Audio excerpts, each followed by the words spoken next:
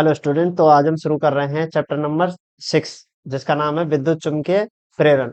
तो शुरुआत में क्या हुआ कि अपने पास शुरुआत में विद्युत क्षेत्र और चुम्बकीय क्षेत्र, दोनों क्षेत्रों को क्या कैसे देखा जा रहा था कि एक अलग अलग क्षेत्रों के रूप में देखा जा रहा था। इन दोनों में बहुत लंबे समय तक कोई संबंध नहीं निकाल पाए थे।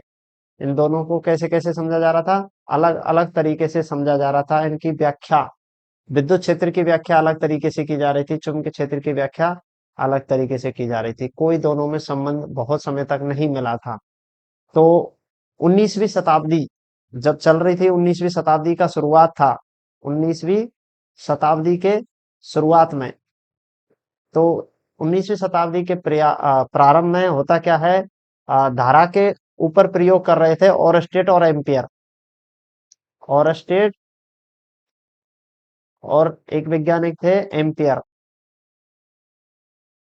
तो ये दोनों किस पर प्रयोग कर रहे थे, धारा के ऊपर। तो इन्होंने देखा कि धारा के, जब किसी भी तार या चालक तार से धारा प्रवाहित होती है तो उसके चारों ओर चुंबकीय क्षेत्र बन रहा था। तो इन्होंने निष्कर्ष निकाला कि एक गतिशील आवेश चुंबकीय क्षेत्र उत्पन्न कर सकता है। एक गतिशील आवेश चुंबकीय क्षेत्र उत्पन्न कर सकता है। गतिशील आवेश किसका रूप लेगा, गतिशील आवेश कह दिया जाए या फिर धारा कही जाए, यानी कि धारा क्या उत्पन्न कर रही थी, चुंबकीय क्षेत्र उत्पन्न कर रही थी। इस निष्कर्ष तक पहुंच चुके थे यहाँ पे। तो गतिशील आवेश एक चुंबकीय क्षेत्र उत्पन्न कर रहा था। तो चुंबकीय क्षेत्र उत्पन्न करने के दौरान यहाँ पे एक निष्कर्ष निकाला गया कि चुंबकीय क्षेत्र उत्पन्न हुआ है। गतिशील आवेश यानी कि धारा के द्वारा क्या हुआ है, चुंबकीय क्षेत्र उत्पन्न हुआ है। तो अब बात यहाँ पे आती है कि क्या चुंबकीय क्षेत्र से वापस धारा बनाई जा सकती है।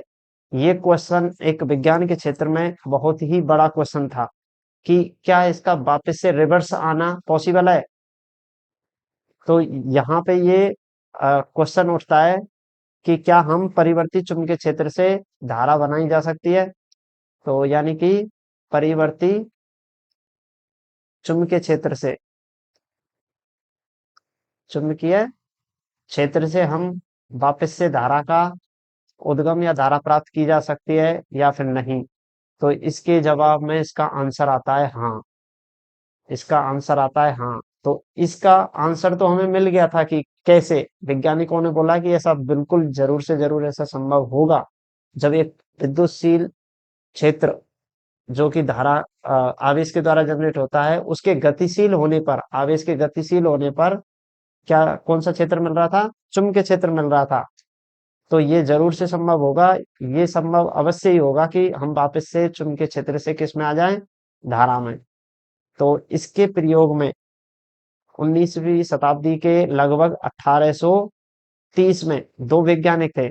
1830 30 में दो वैज्ञानिक थे, माइकल फैराडे, माइकल माइकल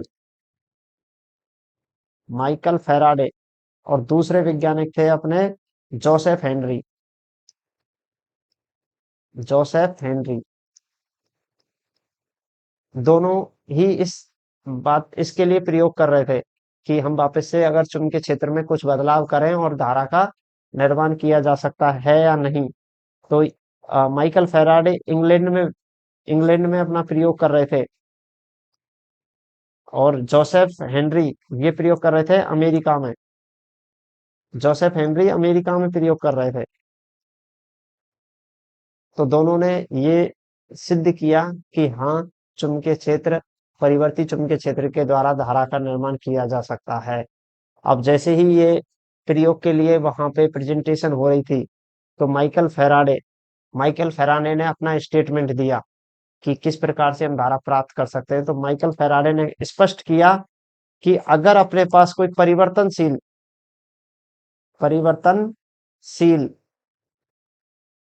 परिवर्तनशील चुंबकीय क्षेत्र है, परिवर्तनशील चुंबकीय क्षेत्र है, तो इसके द्वारा किसी बंद कुंडली में विद्युत धारा उत्पन्न की जा सकती है। बंद कुंडली में विद्युत धारा उत्पन्न कर सकता है। तो जैसे ही इस बात का पता चलता है, तो माइकल फैराडे,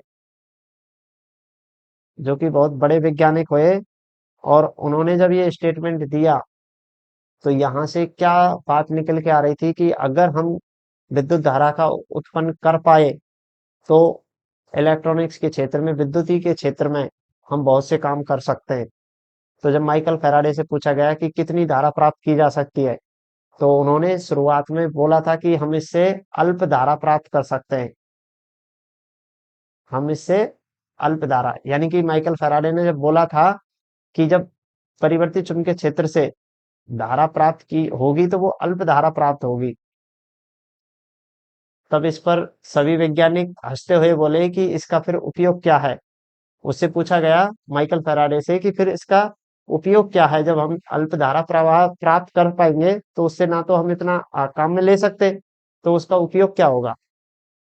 तो माइकल फैराडे का एक रोचक और इसका जवाब था, और ये उन्होंने जवाब दिया कि एक नवजात शिशु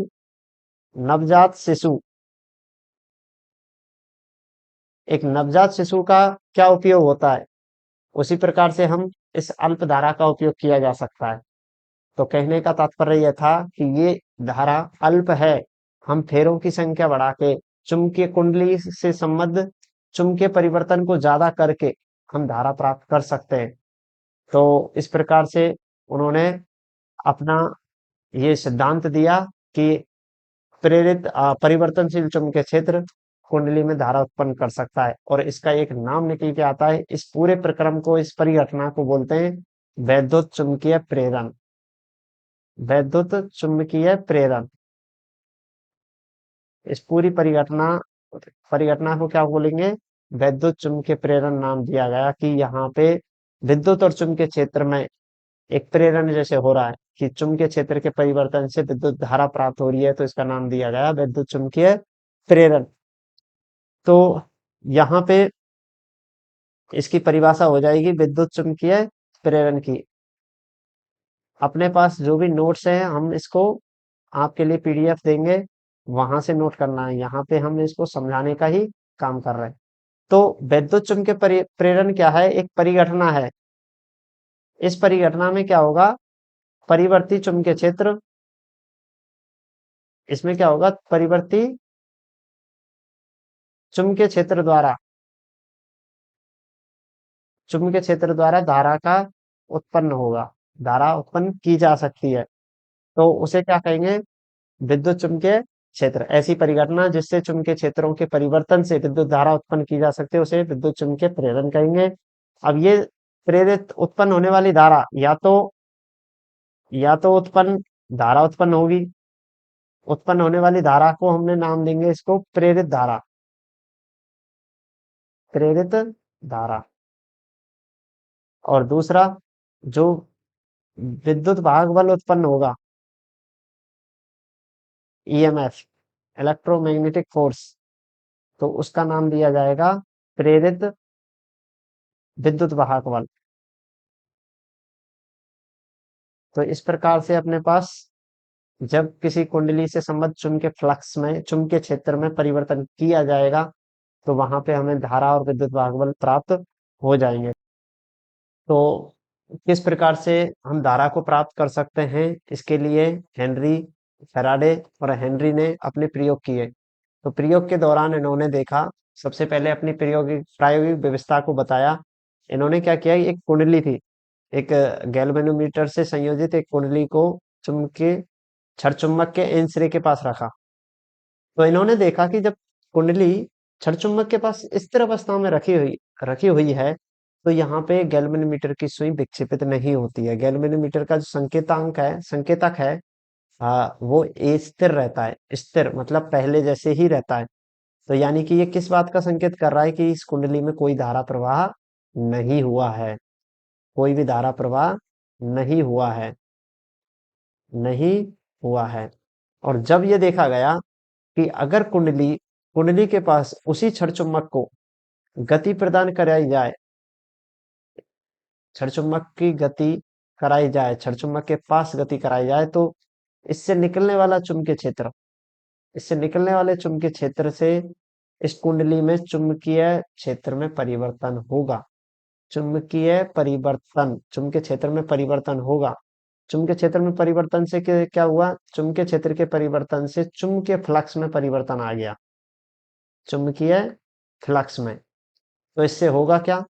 चुंबकीय फ्लक्स के परिवर्तन होने से, जैसे ही फैराडे ने शुरुआत में स्टेटमेंट दिया था कि जब भी चुंबकीय क्षेत्र के फ्लक्स के परिवर्तन होने पर होगा, तब तब धारा प्रभाव प्राप्त हो जाएगी। तो यहाँ पे इन्होंने देखा कि जब एन रे को इसके पास लेके गए, तो यहाँ पे एन सिरा, यानी कि दक्षिणावर्त सिरा बनता है। तो दक्षिणावर्त मतलब वामावर्त धारा, सॉरी दक्षिणावर्त नहीं, वामावर्त धारा प्राप्त हुई। वामावर्त धारा प्राप्त हुई, और ये धारा का पता कैसे चला? गैल्वेनोमीटर से। तो जैसे ही छड़चुम्बक को कुंडली के पास लाए, तो गैल्वेनोमीटर की सुई विक्षेपित हो जाती है, और जो किस बात का सबूत था? कि कुंडली में धारा प्रवाह हुआ है। तो इस बात से यहाँ पे पता चला कि हाँ, एक चुंबकीय क्षेत्र के परिवर्तन से धारा प्राप्त की जा सकती है। इसका अगर अपोजिट किया जाए कि इसको छड़चुम्बक को दूर भेजा जाए, दूर गति कराई जाए, तो चुंबकीय क्षेत्र के फ्लक्स परिवर्तन से यहाँ पे क्या हुआ? यहाँ पे दक्षिणावर्त धारा प्राप्त हुई, और गैल्वेनोमीटर का संकेतांक अब पहले की बजाय विपरीत दिशा में विक्षेपित हो जाता है, विपरीत दिशा में संकेत करने लगता है। तो यहाँ पे ये एज ए उत्तरी ध्रुव, दक्षिणी ध्रुव की तरह कार्य कर रहा है।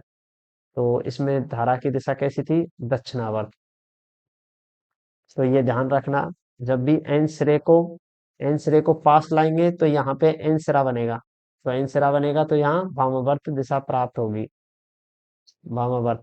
और जब भी एन सिरे को दूर लेके जाएंगे, तो अपोजिट लेके जा रहे हैं, तो यहाँ पे एस सिरा बनेगा। अब ये क्वेश्चन आए अगर कि भाई इसमें एन सिरे को इधर, एस सिरे को इधर लेके आए, तो जिस सिरे को लाते हैं वही सिरा बनता है। अगर मैं एन सिरे को लेके आ रहा हूं, तो यहाँ पे एन बनेगा। अगर एस सिरा होता और उसको पास लाता, तो एस सिरा बनता, और दूर ले जाता तो वापस से एन बन जाता। तो इस प्रकार से देखा इन्होंने देखा कि शुरुआत में तो कोई परिवर्तन नहीं हो रहा था, चुंबकीय क्षेत्र के मान में कोई परिवर्तन नहीं हुआ, तो कोई धारा और कोई भी विद्युत भागबल प्राप्त नहीं हुआ।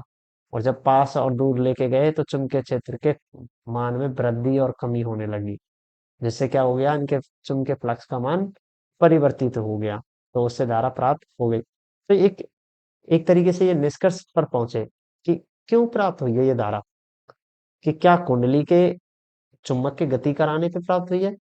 क्या इसमें ऐसा हो सकता था कि मैं चुंबक को स्थिर रखता और कुंडली को आगे पीछे कर देता? ऐसा भी पॉसिबल था। हाँ, ऐसा भी पॉसिबल है। तो इन्होंने देखा कि जब जब कुंडली में विद्युत धारा जो उत्पन्न हुई है, वो चुंबक और कुंडली के मध्य सापेक्ष गति होती है, कि एक दूसरे के सापेक्ष में गति, कि अगर दोनों सदैव स्थिर रहेंगी, चाहे गति करें, तो वहां पे क्या होगा? उनके बीच गति नहीं हो रही है। तो ये जो उत्पन्न धारा हुई है, उत्पन्न या प्रेरित धारा, जिसका नाम क्या दिया है? प्रेरण धारा नहीं, जो धारा उत्पत्ति है, उत्पत्ति मतलब प्रेरण से जो भी उत्पत्ति हुई है, वो उसका पीछे का रीजन क्या पाया गया? कि कुंडली, चुंबक और कुंडली दोनों के मध्य सापेक्ष गति है, उसके फलस्वरूप प्राप्त हुई है। अब फल सापेक्ष गति से क्या होगा? सापेक्ष गति से इन दोनों के बीच में चुंबकीय फ्लक्स में परिवर्तन हो जाएगा। अगर देखो स्थिर अवस्था में जब पहले थी, पहले वाली कंडीशन में क्या था? जो चुंबकीय क्षेत्र था वो फिक्स था, जैसे है वैसे की वैसे ही था, कोई फ्लक्स में परिवर्तन नहीं हुआ। जब इसमें गति प्रदान की गई, तो ये पहले फ्लक्स यहाँ पे कम था, पास लेके गए तो चुंबकीय फ्लक्स बढ़ने लगा, तो वृद्धि हो रही थी, तब धारा प्राप्त होती है। और यहाँ पे फ्लक्स में कमी हुई, तो धारा प्राप्त हुई। यहाँ पे दक्षिणावर्त धारा प्राप्त हुई थी, और यहाँ पे वामावर्त धारा प्राप्त हुई है। अब इनका आता है प्रयोग नंबर 2। अब क्या करते हैं? चुंबक का रिप्लेसमेंट कर दिया जाता है एक नियत धारावाही कुंडली से। नियत धारावाही कुंडली मतलब उसमें से कोई नियत धारा प्रवाहित हो रही है, कोई नियत धारा प्रवाहित हो रही है, और ऐसी कुंडली से यहाँ पे बदल दिया जाता है। अब कुंडली अगर उसमें धारा प्रवाहित हो रही है तो वो किसकी तरह कार्य करेगी? एक चुम्बक की तरह ही कार्य करेगी। तो ये कुंडली किसका काम करेगी? चुम्बक का।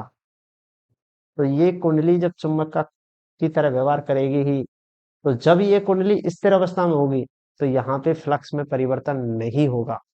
परिवर्तन का तात्पर्य क्या है? चुंबकीय क्षेत्र में परिवर्तन नहीं होगा। तो इस वजह से यहाँ पे कोई भी धारा प्राप्त नहीं होगी। और जब इसको बाईं तरफ या तो इसके पास की तरफ या फिर इससे दूर गति प्रदान करेंगे तो इसमें चुंबकीय फ्लक्स में परिवर्तन होने से धारा प्रवाहित हो जाएगी।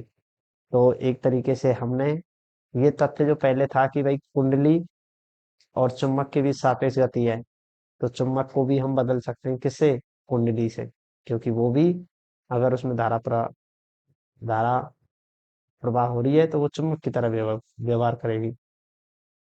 तो इस प्रकार से इन्होंने दो कुंडली की व्यवस्था बैठाई और उनको इधर पास लेके गए और चुंबकीय फ्लक्स में परिवर्तन देखा, जिससे कि धारा का विक्षेप जब इधर लेके आए तो अलग विक्षेप था और इधर लेके आए तो उसके विपरीत विक्षेप मिला।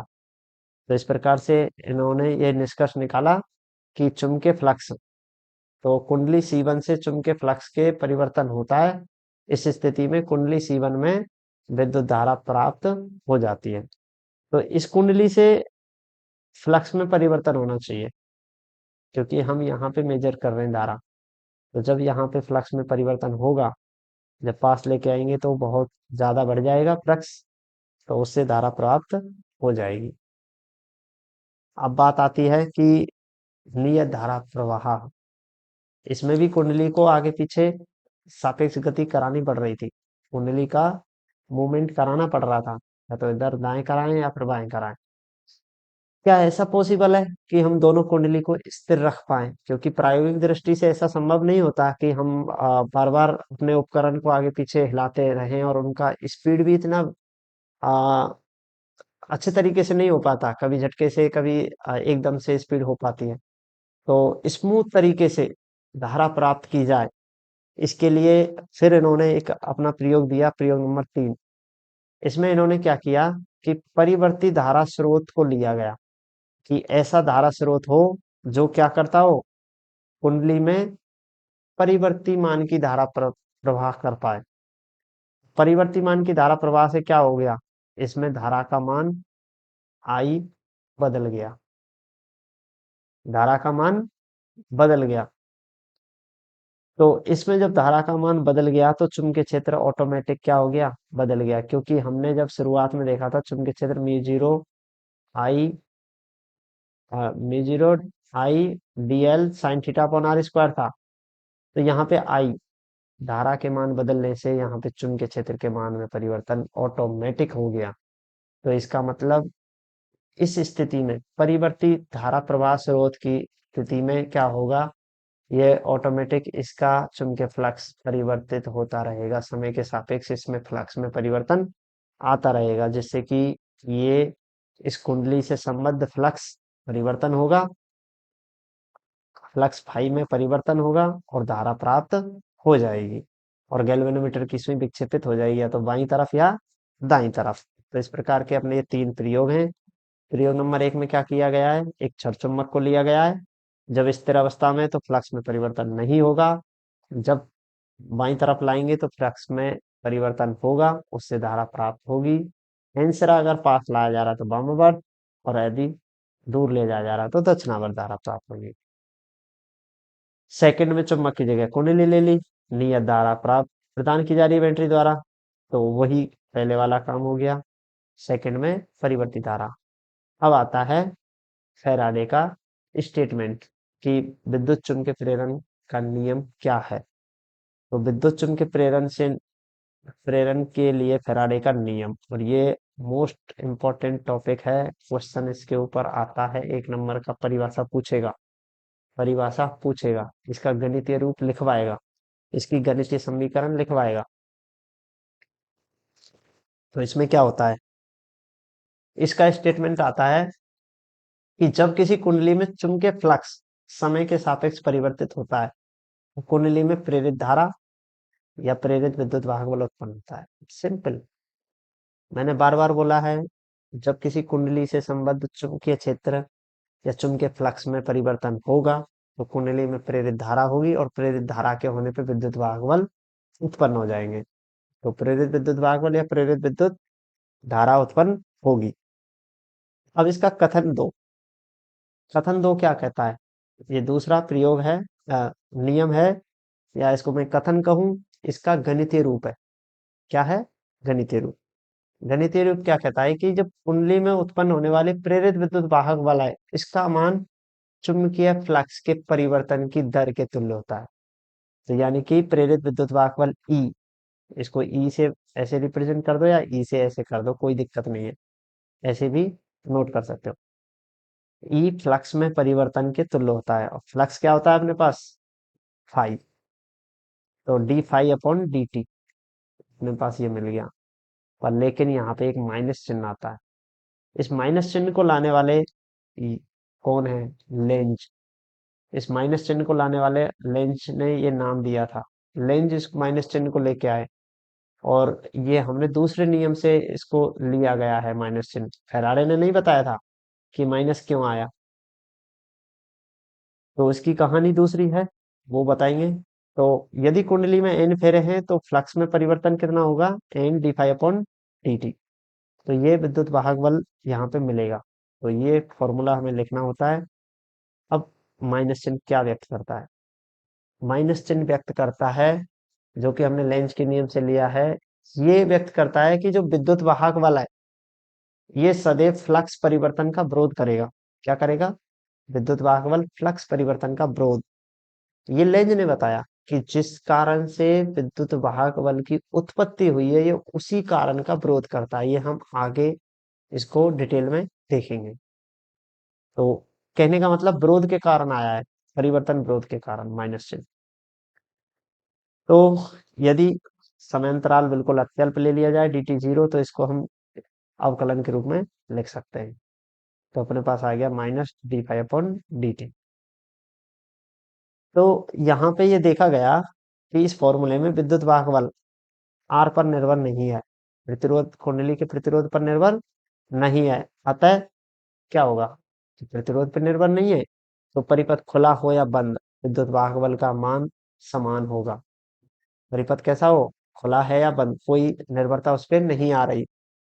लेकिन जब परिपथ खुला है तो भी विद्युत वाहक बल उत्पन्न होगा, यानी कि उसके बीच में कोई प्रतिरोध है ही नहीं। मैंने कहा ना कि आर पे निर्भर नहीं है, तो उसमें कोई विद्युत वाहक बल तो उत्पन्न होगा लेकिन धारा उत्पन्न नहीं होगी। अब बात आती है कि फ्लक्स परिवर्तन कैसे पॉसिबल है। फ्लक्स परिवर्तन अगर किया जा सकता है तो कैसे किया जा सकता है? इसके लिए देखो, फ्लक्स क्या होता है? फाई बराबर बी डॉट ए, यानी कि बी ए कॉस थीटा।